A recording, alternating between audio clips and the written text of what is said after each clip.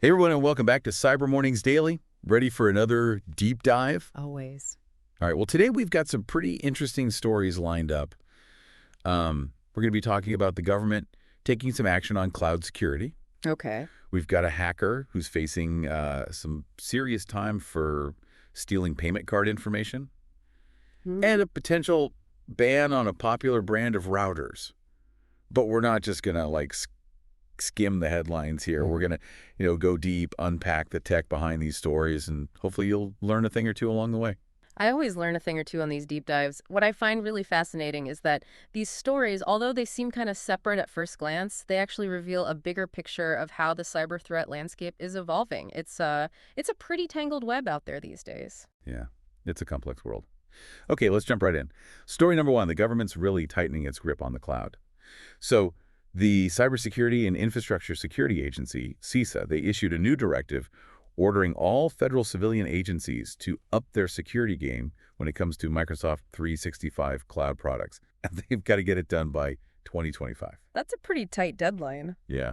This directive is a direct response to a number of recent cybersecurity incidents that have really kind of shown how vulnerable cloud security can be if it's not configured properly. Right. The potential fallout from a cloud breach, it's huge. I mean, we're talking data leaks, we're talking service disruptions, we're talking the whole 9 yards. So this is a serious issue. So let's get specific here. What exactly is CISA targeting with this directive?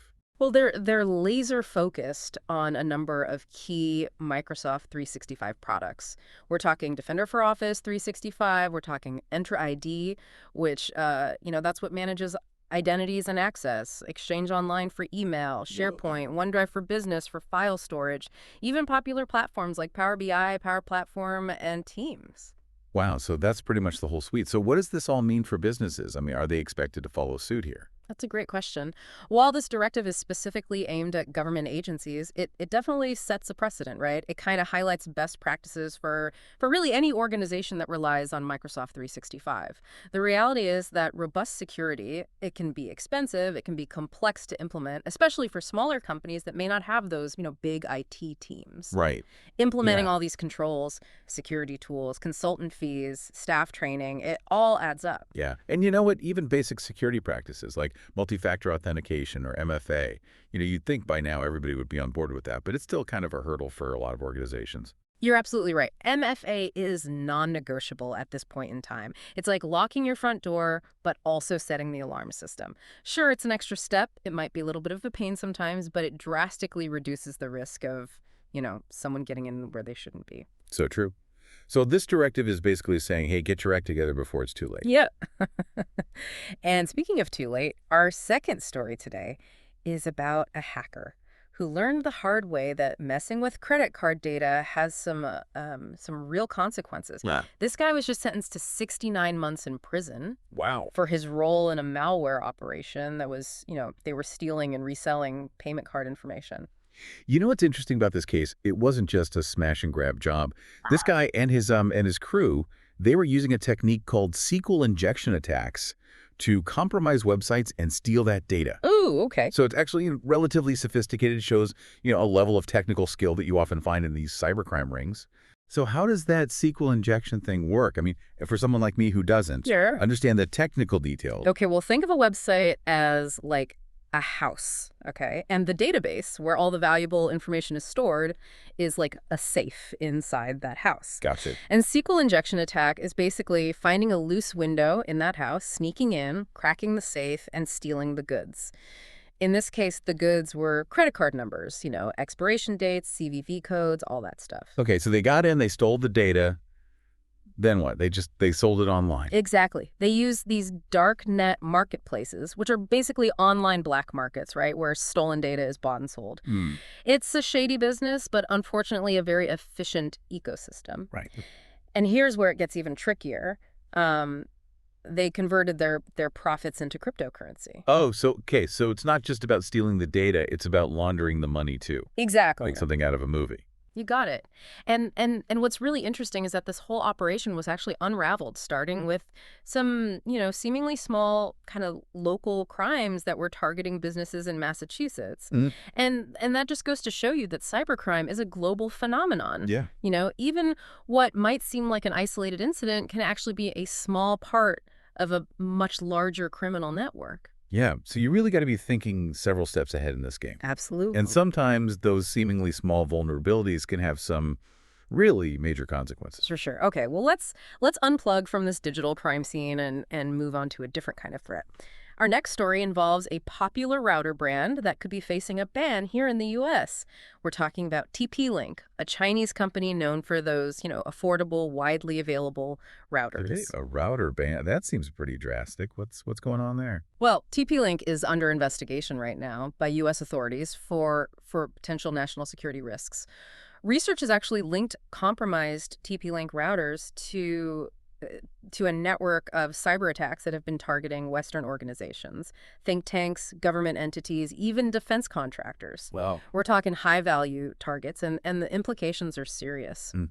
Yeah, so are they saying that TP-Link is intentionally, building back doors into their routers? Well, that's a really tough question to answer definitively, but there are some red flags. There's a history of reported security flaws in TP-Link routers, and some sources claim that the company hasn't been as proactive as they could be in working with security researchers to address these vulnerabilities. So maybe not intentional backdoors, but like a pattern of negligence when it comes to security. That's one way to look at it. And remember, TP-Link, they hold a huge share of the U.S. market for home and small business routers. Oh. I mean, they're even a major supplier for government agencies. A ban on their products would be a huge, huge deal. We're talking economic impact, potential legal battles, possible violations of anti-monopoly laws, maybe even invoking the same authority that was used to ban the Russian software company Kaspersky a few years back. Wow. This situation really highlights the growing tension between the U.S. and China, especially in the tech world. There's definitely a growing distrust of certain foreign companies and a big push to increase supply chain security. Okay, so just to recap here, we've got government agencies scrambling to secure their cloud environments. We've got a hacker learning a very expensive lesson about cybercrime. And we've got a popular router brand potentially facing a ban in the U.S. It's a lot to process. It is a lot, but it's all connected. Hmm. These stories really highlight how the landscape of cyber threats is constantly evolving, and they underscore the need for us all to be proactive and vigilant about security, whether you're an individual, a business, a government agency, whatever. Well said. All right, so what we're going to do now is we're going to take a deep dive into each of these stories. We'll look at some of the technical details, extract some key takeaways. Sounds good. So first up, let's unpack this CISA directive on securing Microsoft 365. This isn't just about checking boxes, folks. This is about protecting sensitive data, critical infrastructure from increasingly sophisticated attacks. Right, and this directive, it goes beyond just recommending good security practices. They're actually laying down the law. They're setting deadlines, holding agencies accountable. It's a recognition that the cloud, while it offers tons of benefits, also introduces new and complex security challenges. Yeah. It's like building a high-tech fortress, but forgetting to lock the doors. I mean, we see these misconfigurations, weak passwords, lack of MFA. These are all like basic oversights that can create huge vulnerabilities. And it doesn't matter if you have the best security tech in the world. If your basic practices are sloppy, you're still a target. And that's where things get tricky, especially for organizations that don't have big, dedicated security teams or big budgets. It's tough to stay on top of all of it. It is. But this CISA directive it's like a wake-up call. Mm-hmm. It's basically saying cybersecurity is a top priority, and you need to treat it that way. Yeah. And this sets a precedent, not just for government agencies, but for the private sector as well. I think it's a step in the right direction. Absolutely. But even with the best security in place, there are always going to be people trying to find those cracks, trying to exploit those vulnerabilities, which brings us back to our hacker who's, he's about to trade his keyboard for a jail cell. Right, right. This story is a reminder that the consequences for cybercrime are real. It might feel like the internet is this, this Wild West lawless frontier. Right. But law enforcement, they're getting better. They're collaborating across borders, and they're catching these criminals. You can run, but you can't hide. And the penalties, they're getting steeper. I mean, this guy's facing almost 6 years in prison. And that's just for this one operation. Yeah. And it's not just prison time, it's fines, it's asset seizures, it's reputational damage. You get caught doing this stuff, it can follow you for the rest of your life. It's not worth it. And let's not forget about the victims here. The people whose data gets stolen, the organizations that get hit, they can suffer huge financial losses, identity theft, all sorts of problems. It's a ripple effect that can be really devastating. Absolutely. It's a ripple effect for sure. All right, well, let's switch gears here and talk about TP-Link, the router company that's facing that potential ban. This story really shines a light on the complexities of supply chain security, especially in this day and age.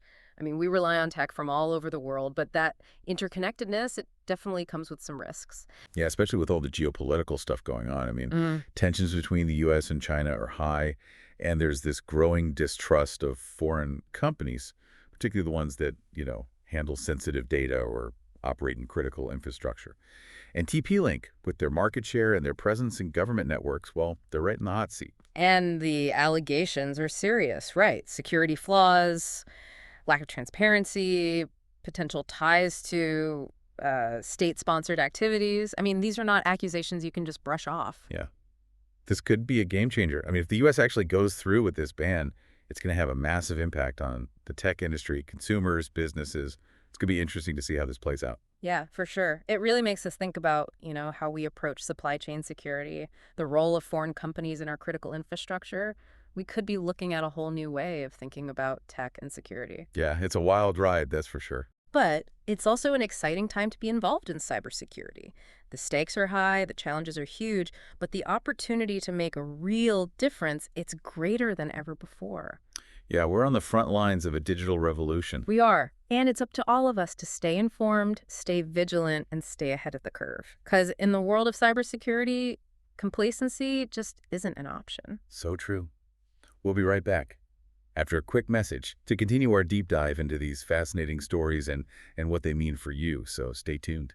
Welcome back to Cyber Mornings Daily. And we're ready to jump back into our deep dive. So before the break, we were talking about that potential TP-Link ban, and Yeah. it's definitely been a hot topic. Especially among folks who use their routers, at home or in their businesses. Right, right. It really brings up this question of, how do we balance convenience and affordability against security, especially when we're talking about tech that we use every single day.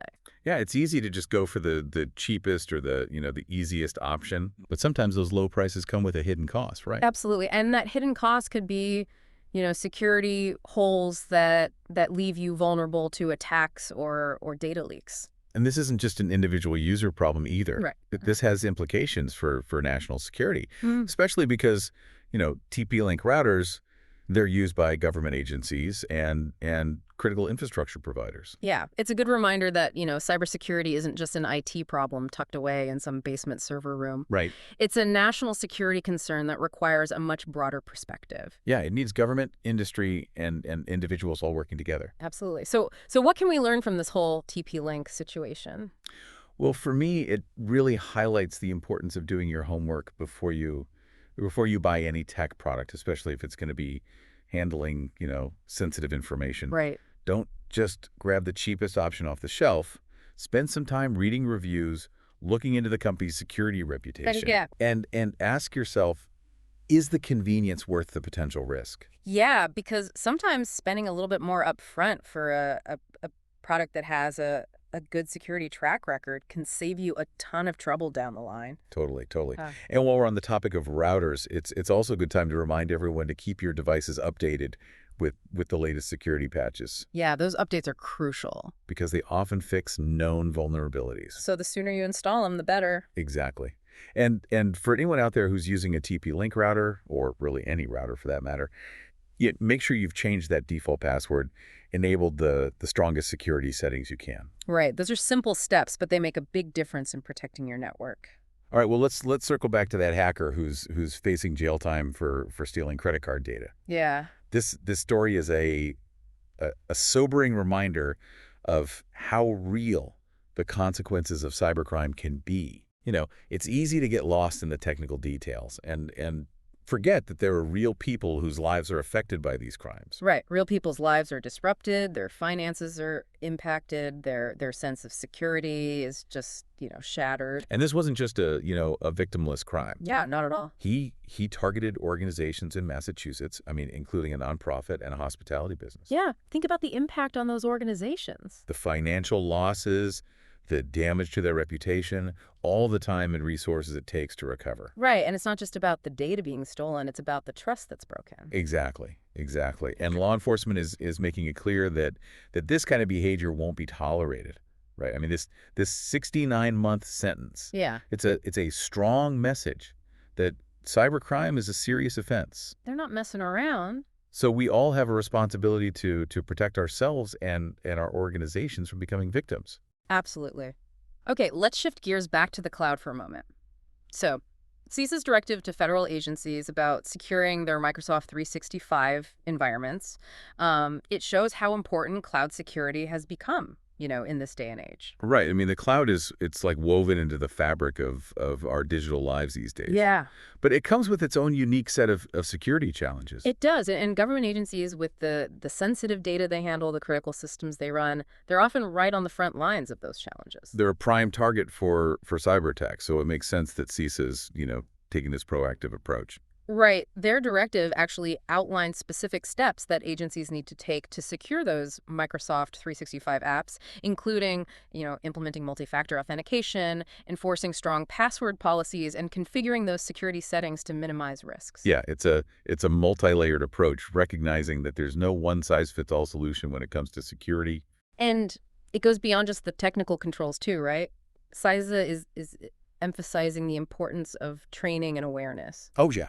Because they understand that human error is often the weakest link in the chain. Right. They're really pushing agencies to educate their employees about cybersecurity, how to spot those potential threats and what to do if they encounter something suspicious.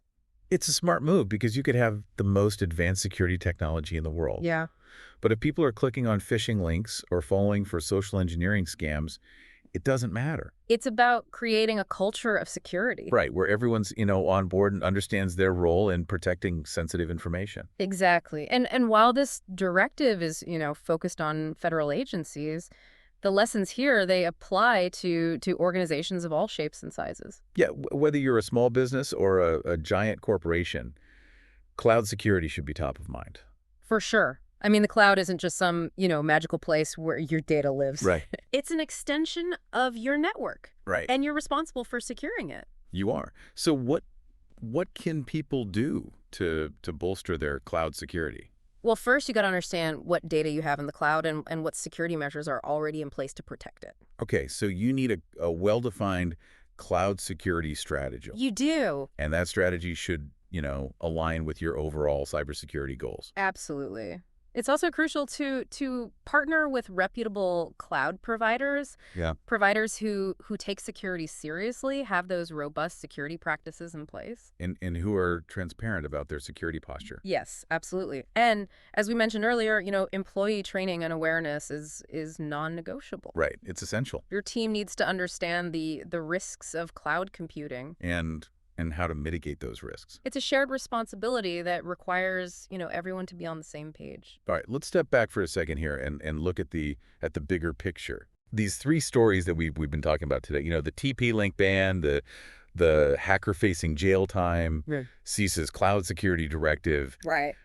They all point to this larger trend of escalating cyber threats. And a growing recognition that cybersecurity is, it's everyone's problem. It's not just an IT issue anymore. It's a mainstream concern that affects, every part of our lives. It does, from the devices we use. The organizations we interact with. And it's only going to become more important as we rely more and more on technology. Yeah, so what can we do about it? Well, I think first we need to stop thinking of cybersecurity as somebody else's problem. Right. It's a business problem. It's a societal problem. It's a problem that demands, a collective effort to solve it. So we need to raise awareness about the importance of cybersecurity. Yeah, absolutely. We need to educate ourselves and our employees about the risks. And we need to invest in the tools and the resources that are necessary to protect ourselves. But it's not just about technology, right? No, it's not. It's about changing our behavior, Yeah. being more mindful about what we click on, What information we share online? how we protect our devices. It's about making security a conscious part of our everyday lives. And I know that can sound, kind of overwhelming. It can, but it's a challenge we can overcome if we work together and recognize that cybersecurity is a shared responsibility. I know this can feel like a lot, but remember, you don't have to be a cybersecurity expert to protect yourself. Right. There are simple things you can do, Like using strong passwords. enabling multi-factor authentication. Being aware of those phishing scams. These small steps can make a huge difference. They can. And if you're ever unsure about something, don't hesitate to reach out to your IT department or a trusted security professional. Right. They're there to help you. Because ultimately, cybersecurity is about protecting what matters most. Our data, our privacy, our way of life. We'll be back after a short message to wrap up today's deep dive with some final thoughts and key takeaways. So stick around. Welcome back to Cyber Mornings Daily. We're wrapping up our deep dive today with some key takeaways. And some food for thought as you navigate this crazy digital world. So what did we learn today? Well, I think it's pretty clear that the cybersecurity landscape, it's like this constantly shifting, terrain. It is. The threats are getting more sophisticated, they're interconnected, and the stakes are higher than ever before. Absolutely. I mean, we've seen how governments they're scrambling to try to secure their cloud systems. Right. We've seen how hackers are targeting individuals, businesses, governments, everyone.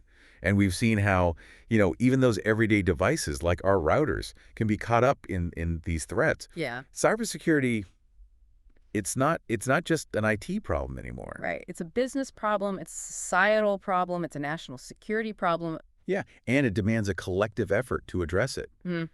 We also saw how individual actions can have these ripple effects Right. across the entire digital ecosystem. Right. Right. Think about that hacker, facing jail time for stealing that credit card data. Right.